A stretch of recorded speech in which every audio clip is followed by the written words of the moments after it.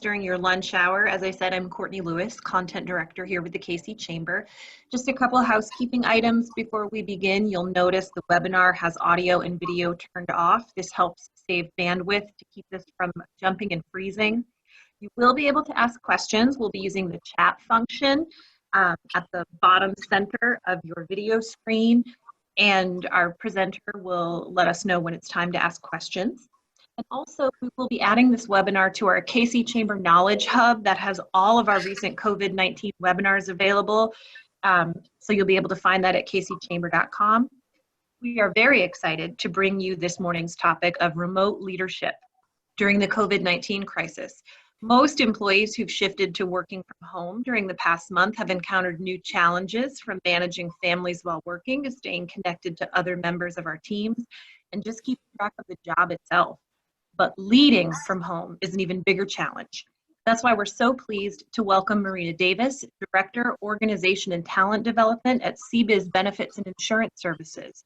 With more than 25 years of experience, Marina has worked in the global hospitality industry, then with ADP, where she founded their Global Leadership University. She then founded Tandem Consulting, where she worked with all sizes of organizations focused on developing all levels of leaders, professionals, and teams. After 15 years, she was invited by CBIZ in 2016 to lead their organization and talent development efforts, and we are so glad she did because she's here to share her expertise today. Please welcome Marina Davis. Wow, thank you so much, Courtney. I so appreciate that introduction, and thank you to the Kansas City Chamber for inviting me on behalf of CBIZ, and so truly thank you. And yeah, what a timely topic, right? And thank you so much for joining us during your lunch hour. So we've got a lot to cover, so I want to dive in. Pretty interesting times, right? Yeah, isn't this the truth? Boy, a couple months ago, who would have thought, right? But yeah, we've got, we're going to focus on this, this whole concept, this idea that leadership is more important than where you're located. And it is a challenge, as Courtney said, it is a challenge to lead remotely, especially if this is your first time doing it for your organization. And that is why we are going to bring some key topics today. First off, we're going to talk about some of the differences between leading remotely versus in person. We're also going to talk about some do's and don'ts. And this is a big one. This is a big one, and you've probably already discovered this. This is a big one in person when you're leading in person, but particularly when you're leading remotely. We're also going to talk about when you're leading a team remotely, because there are a few do's and don'ts there as well. And then I want to share with you some advice just for you as leaders and some more resources. So real quick, this is, as Courtney said, this is my background. And I did do consulting for a number of years. I was also a professor at Northwestern University for around 10 years. And one of the topics that I taught is that Foundations of Leadership class, which was 100% distance learning. So it was remote teaching, and I actually never met my students face to face. And as Courtney said, this is my position with CBIZ. But out of all of that, what's most important, I think, is that in my role, in my career, I have helped organizations through many crises, local, national, and international. And yeah, I've been a remote employee and or a remote leader for over 20 years. So I'm going to be drawing on that experience as well. And one thing I don't mention, I'm actually based in the Chicago area too. So, and I've been to Kansas City many, many times, but a few other things. It's gonna last around an hour. Yeah, first time using Zoom. So yeah, somewhat, I hate to say you're somewhat my guinea pigs, but you, a little bit here. And Courtney, of course, covered this as well. So let's get started here. So how about this quote? Challenges are not the issue. It's how we respond to them that matters. And when we're talking about remote leadership, this couldn't be more true. We are all experiencing this challenge, and we've got multiple challenges happening. You just have to turn on the news and there's just another challenge that's there. But when we're thinking about it from a leadership perspective, it is our response that becomes much more important here. So yeah, boy, there were a lot of really great stats and studies that I could have shared with you, and you would have been really impressed, I have to say, amazingly impressed. But they actually don't really apply right now. So, but just trust me, they would have been very interesting. But there is this one study that I think does apply. This study was done, small study done in 2019. And it said, yeah, what's your biggest struggle with working remotely? And so I thought this gave some very interesting, some percentages here. And as somebody who has worked remotely for a long time, I actually empathize with quite a few of these. Here's another stat that I think still applies. So productivity of employees who work from home was 13% higher than office-bound colleagues. Now, this was a Stanford study. It was done last year as well. I always laugh when I see the office-bound colleagues. That sounds really like a serious punishment for those poor people, but 13% higher. Now, I'd be very interested, actually, to see the statistics from the past few months, and I'm going to be keeping an eye on that, but obviously it's too soon to hear those. But 13% higher for people who work remote. So, okay, that's great. But yeah, now what? I mean, it starts to get a little confusing, doesn't it? Now what do we do? So we've got all that stuff. So let's try to break down, first and foremost, what is not different when you lead remotely versus when you're leading people in person. The work has to get done.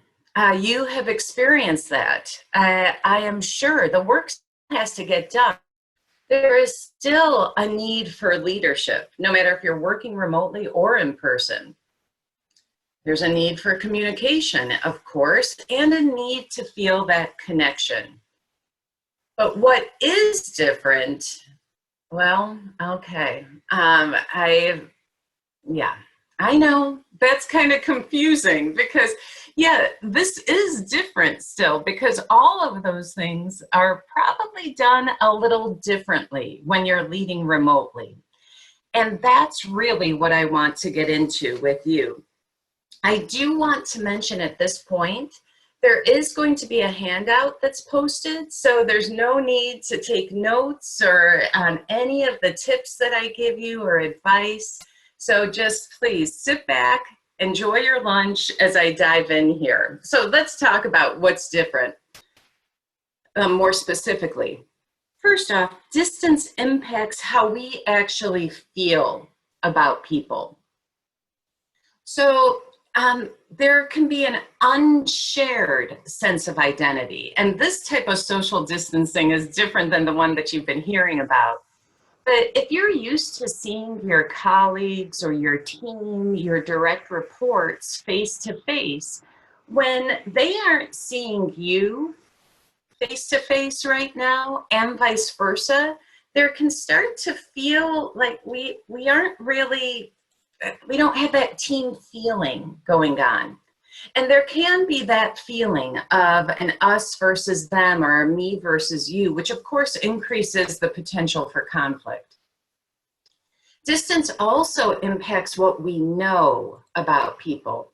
So yeah, if they're just working down the hall or in the next cubicle, you're able to easily know what they're working on. You're able to get updates easily from them. And when they are not working in person by you, we actually don't know what they know, and vice versa. They don't know what you know. They don't know the latest updates possibly on a certain project. This is also important. We don't know what they're experiencing today. So we don't know if today has just been an overwhelming day for them, that they're just in a bad mood. And by the way, they don't know that about you either. They don't know if you're just overloaded today, if your boss or the owner or a client has contacted you and said, we need to get this done right now. They don't know that either. And finally, distance impacts how we interact with people. How we communicate overall and in the moment starts to change, and what we communicate. Sometimes we kind of skip over the things that we would normally talk about in person. We may skip over the, how was your weekend? What are you going to do this weekend? So all three of these things are impacted when there is some distance between us. So, okay, I know, I've got to hurry up with that good news. It's coming. I promise you it is coming. So I want to dive in right away. And like I said, this isn't a handout that you'll get a copy of or be able to link to. Some do's and don'ts. Now, is this not the most terrifying picture you have seen in recent memory? This is chaos, and we can't have this happening. Absolutely can't have it happening. So I wanted to first off overall share with you just some desperately needed leadership behaviors that you will need to rely on when you are leading remotely. And you've probably already found this. First off, the most important is being a very good communicator, very clear. The second is truly listening and focusing on them and what they are saying when they are speaking to you. And finally, using all of your emotional intelligence and being aware of yourself and how you're feeling today, as well as being aware of others and paying attention to what they're saying or what they're not saying. So that's just overall, but let's get specific here. So I would recommend that first off, you focus on you and things that you just need to work on. And yes, that's absolutely true. So we need to start with you. So this first pointer here, this applies always, no matter if you're working remotely or if you're in person, being a role model. Now, I wanted to break it down even more for you. And so a few things I wanted to share is that when we're talking about a great leadership, it sometimes boils down to things that are really simple, which is keeping your promises. And boy, is that important when they can't see you and they are counting on you. Now, this is always important, but it's very, very important right now. It's also being accountable, doing what you say you're going to do. Listening. Now, the world gives us a lot of opportunities to practice listening, and you'll never be perfect, but you can practice to get better. And so listening is going to be one of those skills that becomes very important at this time. And yes, be boringly predictable. I mean, boringly predictable. Consistency and predictability is what we need right now. So I'm begging you to be predictable here. And explore technology. Based on your organization, you probably have a lot of great tools that you can just experiment with and learn. And as you see, I'm experimenting. I use we have different technology in CBIZ to host webinars. And so this is great. I'm practicing, and the same goes for you. I mean, what's the worst that can happen? Okay, sorry, poorly timed picture there. So, and by the way, just kidding. I have been assured by IT people that that will not happen. So be patient. Be patient with them. Working remotely may be new for them, for the people within your organization. And so be patient with them, but also, and if I was right in front of you, I'd be looking at you in the eye and saying, be patient with yourself too. This is maybe new for you too. And so there's going to be hiccups and mistakes. And so patience is going to be something I refer to quite a bit here. And also making sure that you have some boundaries. Working 24/7, that's a no. And it's not good for them, and it's definitely not good for you. And so you're going to need to role model that boundaries are okay. Actually, they're important. So after you've focused on you, now let's focus on your team. So yes, one does not simply get a great team. We've got stuff to we have to do stuff to make sure we get a great team. So a few do's when you are leading a team remotely. Yeah, create a culture of follow-up and follow-through. Yes, set goals and expectations and keep your team accountable. And they should also, and you should be open to them keeping you accountable as well. Organize scheduled one-on-ones, and yeah, I'm going to be talking about that in a moment more. And be encouraging. Recognize your team members and the efforts that they are going through. Send a short email, text a note, plus an emoji, which also just displays emotion. And sometimes you can't hear that in a text. And just be creative. Whatever works for your organization, explore that even more. Yeah, we really need you at this point to build those connections. You may want to consider, would it be appropriate based on your organization and its culture to do quick check-ins, just daily check-ins, sending a quick text to somebody, making a quick phone call, shooting them a quick email. But we need those connections. That's how we've evolved. We are social beings. And even those of us that are the most introverted, we still need those connections. Consider having open door hours, setting aside some daily hours, an hour or maybe multiple hours, just available for them to talk, to connect with you, to give them updates, or to give you updates on what they're working on. But make sure you stick with those hours as best as you can. Remember, we love boringly predictable right now. And then lastly here, finding the good. So what do I mean by this? You know, I have found some very interesting examples of this in the last month or so. We have a number of individuals within CBIZ that they are discovering talents that maybe they haven't explored that much. We found that some are really great writers, really great at communicating detail. Some have been great at leading webinars. So there is quite a bit of good if we look for it. So keep your eyes open for maybe some hidden strengths or talents that there was really no reason for you to explore when you were working in person. But yeah, let's get to these here. When you're leading a team, a few don'ts. Don't forget those manners. Remember your pleases and your thank yous. Those become even more important now. And also, please do not assume they know what you're thinking, what you want, how you're feeling, even just how your day has been. You may have had a really rough day, but I probably don't know that.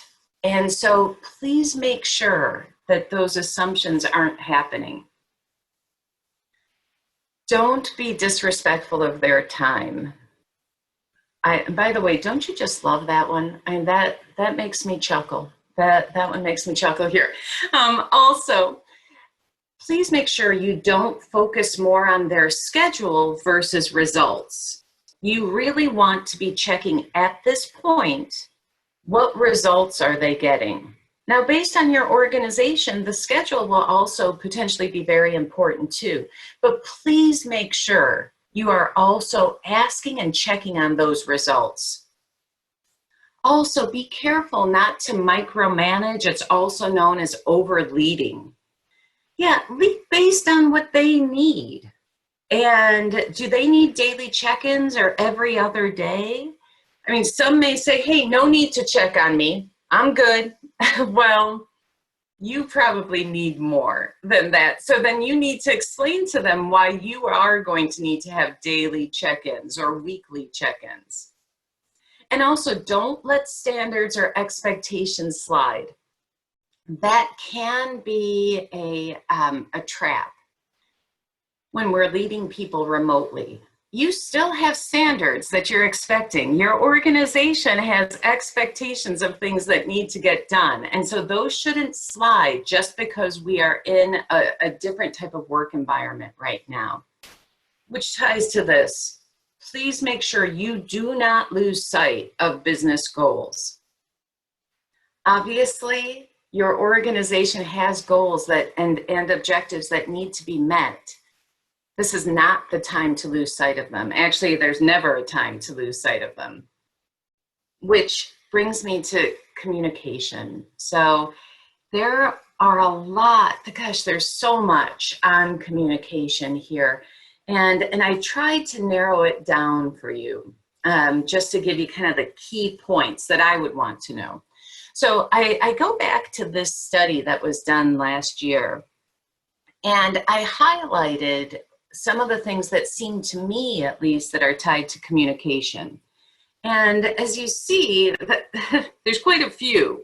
And that's why I thought it would be worthwhile to pull out this topic of communication, because it's a struggle for many people when they are working and leading remotely.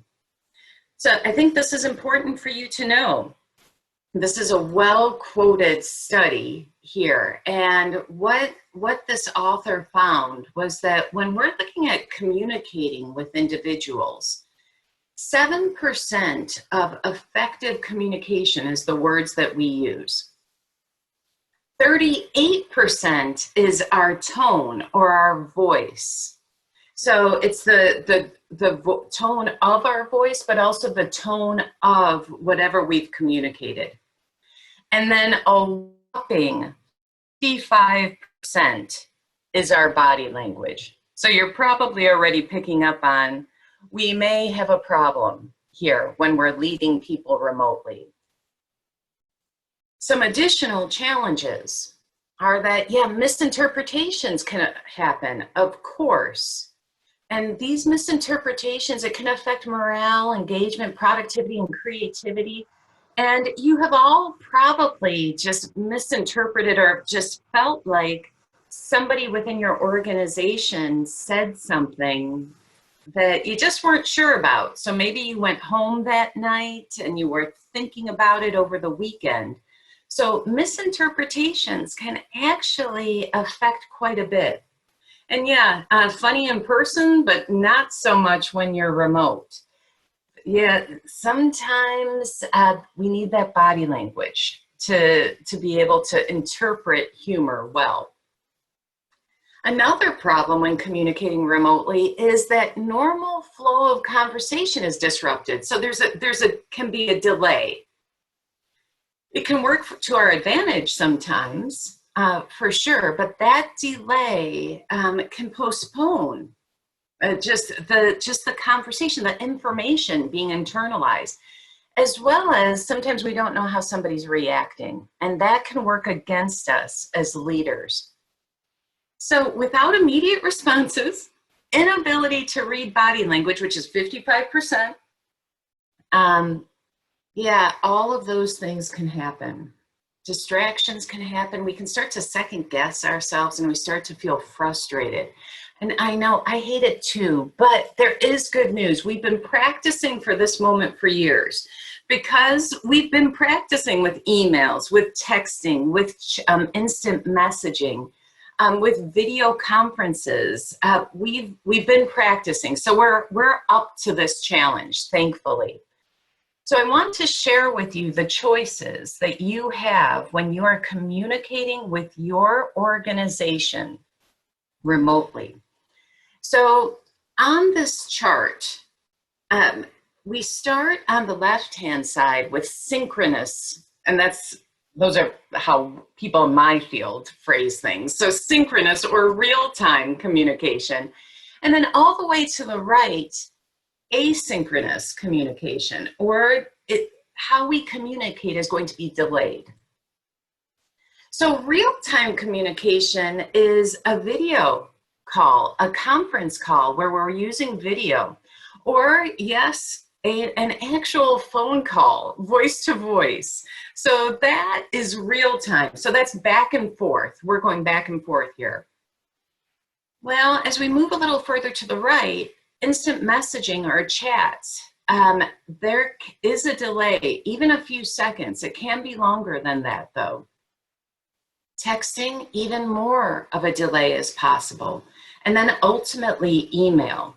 I'm guessing if I was looking at you, which I'm not, there's a possibility that you have some unopened emails. And that helps you understand that is definitely delayed communication.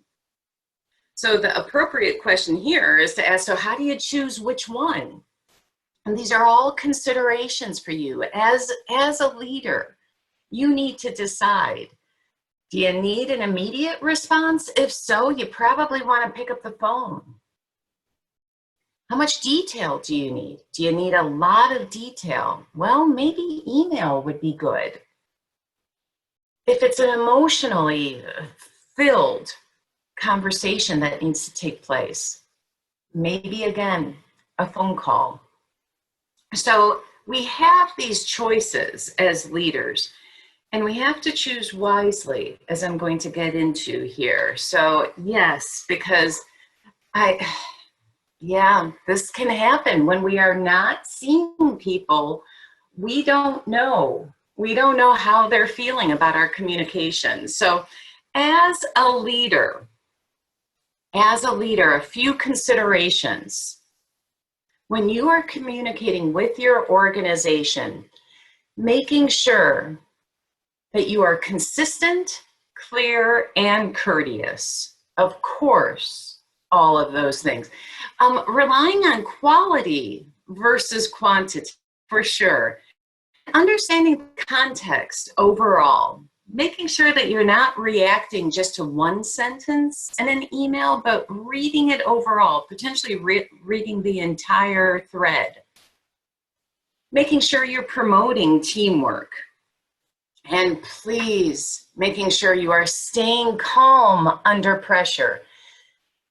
I have spoken to a number of people these last few weeks, and I see how important it is right now for all of us to be the calming influence right now. So please focus on that. For your organization, own those messages. Please don't say, well, that's what they are telling me to tell you. Own it. You're a leader. And yes, making sure you're showing respect for your organization, the other teams who I'm sure are working so hard right now, and also other functions. And making sure you're avoiding labels and stereotypes. Yeah, you know how sales is, you know how operations is, you know how the front of the house is. No, that's never good from a leadership perspective, but in particular now. So some do's. I've got some do's for you. So as a leader, making sure that you set those team and individual communication norms. So here's an example. I saw one company was doing this, like they had a code. So when they were sending an email or a text, they have the shorthand, no need to respond. A colleague that I work with, she and I, when I email her at night or over the weekend, one of the things I'll put in the subject line, please don't read, do not read now. And she'll do the same for me as well. So making sure you are setting those norms. Making time for small talk. And I have quotes around the small there because this small talk is not small talk. It's actually really important. This is you, when you're seeing somebody in person, you aren't going to immediately just dive in and say, how are we doing on this project? You will probably say, hey, how are you doing? How was your weekend? What's working right now? Moving from certainty to curiosity. So when you're a little confused by some things about what's going on, this is something that is one of my favorite things to live by when there's a potential conflict that's brewing. Is not being certain about, oh, they woke up today and they were deciding to annoy me. No, let's start to become curious. Maybe there's a reason that they didn't respond immediately to your request. And Hanlon's razor gives us some direction here. He suggests assuming ignorance before malice, that maybe they just didn't know. And as it says there, really what this is about, it's a normal human thing to just go straight to negative intentions. That, yeah, you know what, they never liked me. They hate how successful I am. And the suggestion here is to fight that assumption and be careful about the stories you're telling yourself. And as my recommendation there is to ask questions when even a smidge in doubt. Yeah, that's a good question to ask there. So yeah. So, and also when you are communicating, please don't just ask, how are you? And leave it like that. You can start with that question, but then go deeper and say, what's getting in your way? What's gone well today? And then truly listen to them. And then from a technology standpoint, please make sure you're updating your availability on whatever technology you're using. And yeah, explore and experiment. I've already touched on that here. Some don'ts. Yeah, got some don'ts here. So yes, please don't make assumptions overall. Just please. And also do not assume that you've been understood. So as you see this pie chart, one of my favorites, yeah, sometimes we think we're being clear and not. So it needs to be done quickly. Well, I may interpret quickly as you need it done by Friday. Your quickly means you need it done in the next 30 minutes. So please make sure that you are not making assumptions here. Also, be careful about communicating as you would in person. Again, that opens up the door for a lot of misinterpretation. Don't be a communication bully. Yeah, do you really need to send a text, an email, voicemail, the same message? And you've probably all experienced that where somebody shoots you an email and says, hey, did you get my voicemail? So yeah, so please don't do that. And yeah, just be careful about using your digital volume and using it wisely. And yeah, don't think brief communication is the same as clear communication, because yes, sometimes, you know, the fewer the words used, it's not good. We need more detail. And finally, don't forget a team member. If you're going to have a team meeting, which we're going to talk about in a moment, please make sure you include everybody. So yeah, let's talk about this here, because there's definitely a few things we need to remember. So a few keys. Please reply as appropriate and necessary. Do you have to reply to all emails? Maybe not. Maybe not. And these are just some simple formatting rules, making sure you have a clear and direct subject line, having an appropriate greeting and closing, shorter the better, but also making sure it gives enough information, and proofread, but yeah, there'll still be mistakes. And we have to also just give grace there.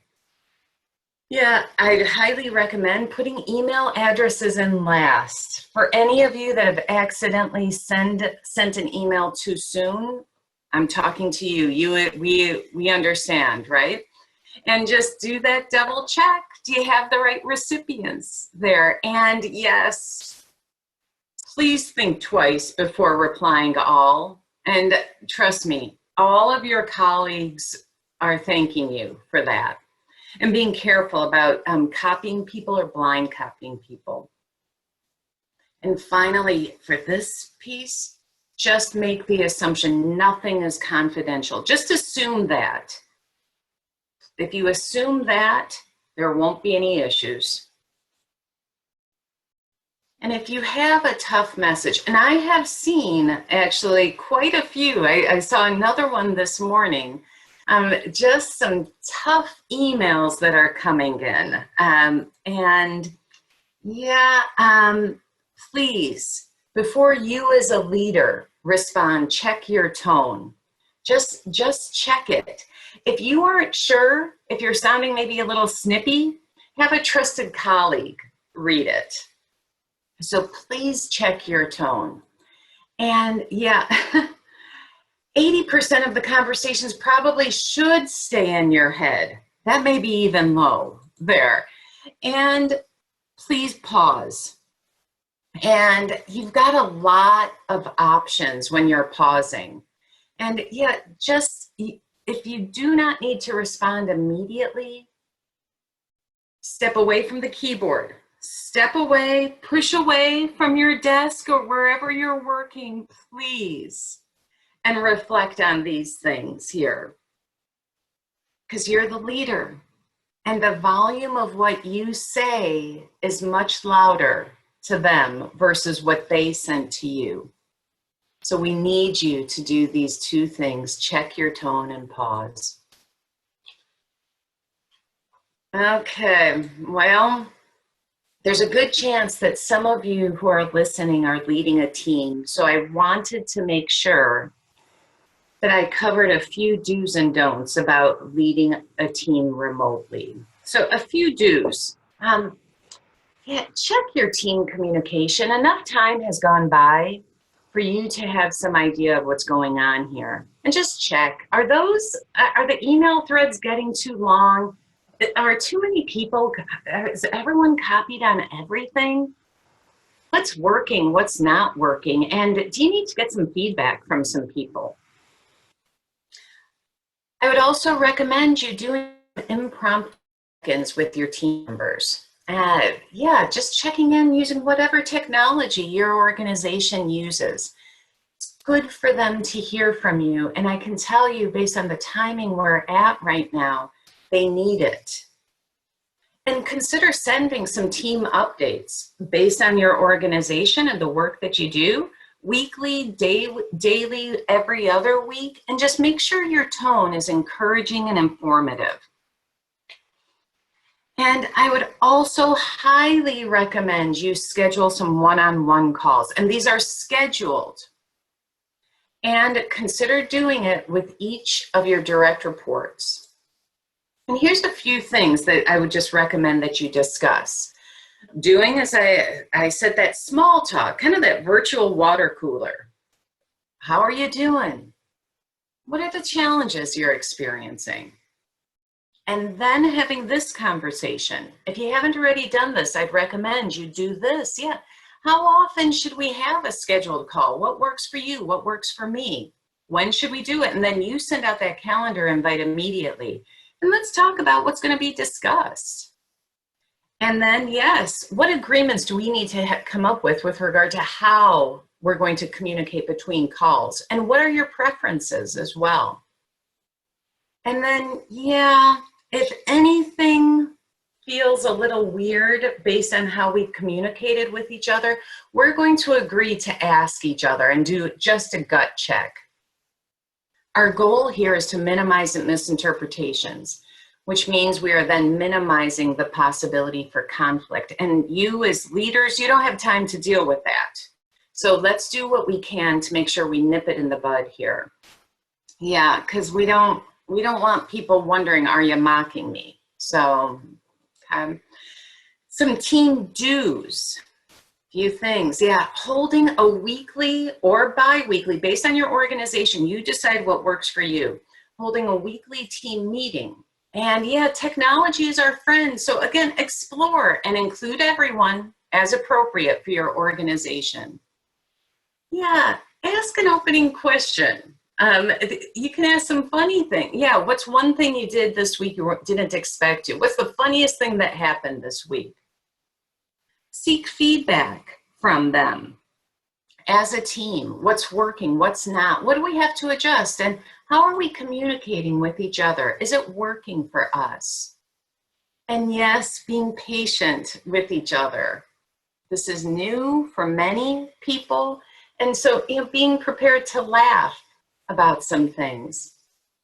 Yeah. And use this time to connect, but also to focus on business objectives. Again, there's work that has to get done. So we need to have these updates. And make sure you're staying on time. And here's a few behaviors that when you're leading a remote meeting that I wanted to share with you. So a few things, yeah, some people say that everybody should be muted. Then I've heard other people say everybody should be unmuted because that forces attention. Okay, your call. Your call. You decide there, but there's arguments for both. I get it. Make sure that having a conversation with your team, that there's an agreement that they need to pay attention, that there's no multitasking, and being, of course, respectful. Of course, that should happen in person as well. And if there's an important question or idea that somebody has that isn't directly relevant to the discussion, there should be an agreement. They'll contact you separately, potentially during the meeting, to let you know. Yeah, making sure only one person at a time is speaking.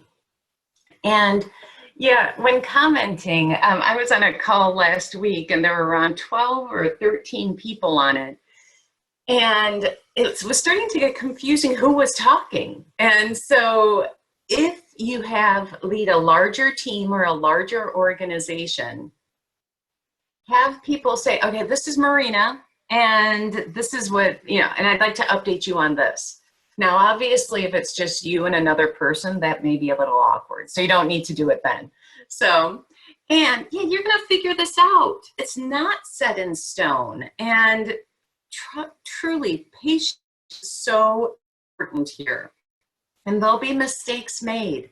I've heard of a number of them recently. People sharing their screen when they shouldn't have been. People walking by in the background, sending emails that they shouldn't have during the meeting. It happens. This is where patience and grace become very important.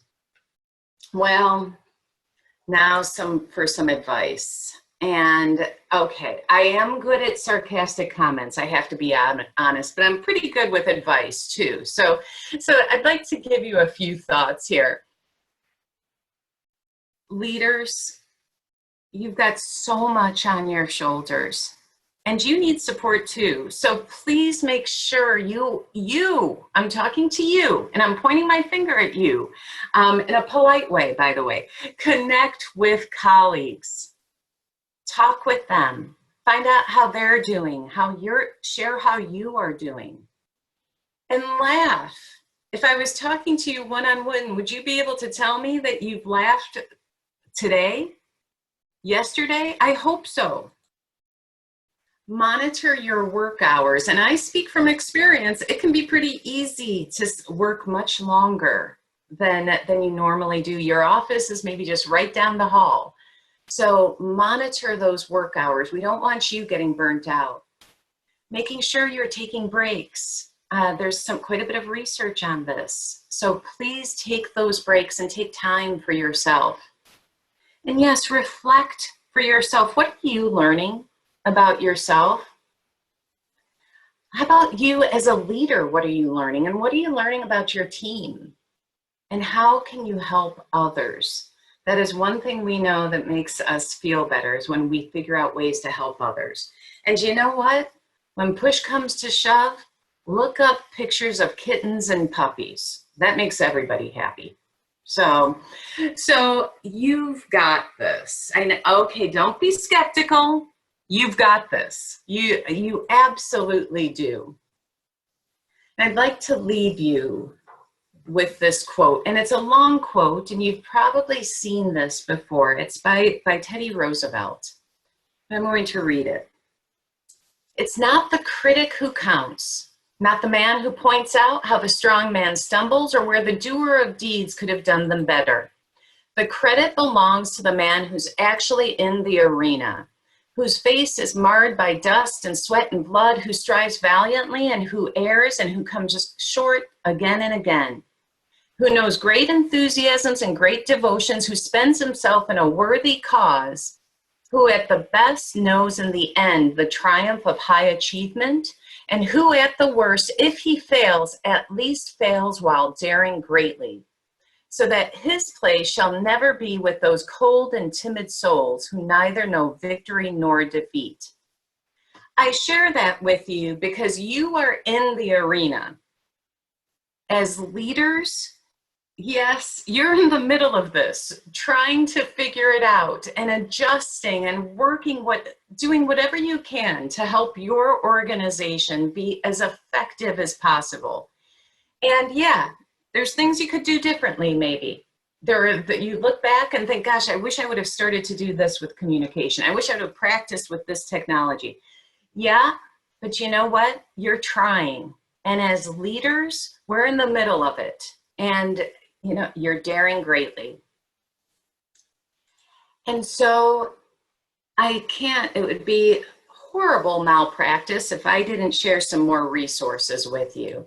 And CBIZ has a lot of other resources, and it's on cbiz.com, as well as this webinar is actually the first of 3 webinars that I have done. And those are also on cbiz.com. The second webinar is focusing on the now what for remote leaders. And then the final webinar is focused on helping employees who are working remotely. So if that's of interest to you, please check it out. As well as Courtney said, this webinar will also be posted. And maybe your most important resource, my colleague Polly Thomas, who's based in Kansas City, and that is her contact information. And if you have any other questions about how CBIZ can help you through time, she's the person to contact. So as I finish with my content, I just want to tell you, you've got this. Because I want to end where I started.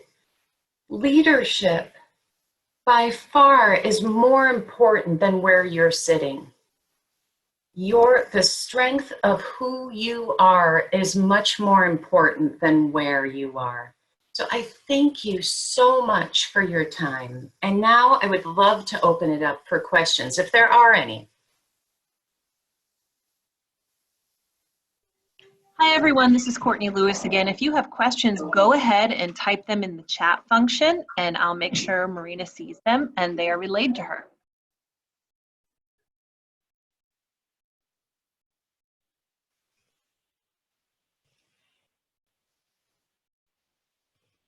If there are none at this point, that is my email address, and please don't hesitate to reach out. We have so many resources to help you, and I will answer you as quickly as possible. So, Courtney, is there anything? No, I think we're good. This was excellent. Thank you, Marina, so much for this great presentation, and thank all of you for spending your lunch hour with us. You can go to kcchamber.com and click on calendar, and we have several more webinars coming up, including tomorrow at 10 a.m. We encourage you to register for that one. We're welcoming Frank Lang from Mid-America Regional Council and Chris Keel of Armada to give a snapshot of the economy. Have a great day, everyone, and thank you, Marina. Thank you.